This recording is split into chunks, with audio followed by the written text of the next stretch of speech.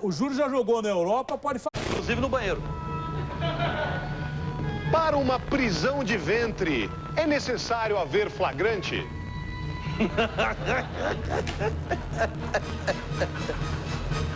Dependendo do lugar. Lá no Congresso, por exemplo, é. Qual o segredo para ser feliz quando se é gordo, feio e pobre?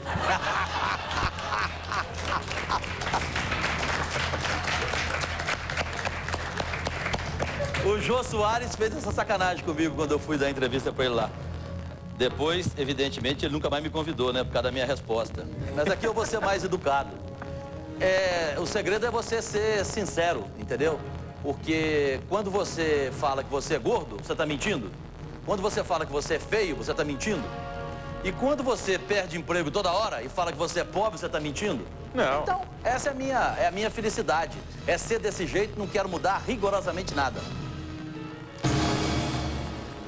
O verdadeiro jornalista não pode ter medo de dar o furo.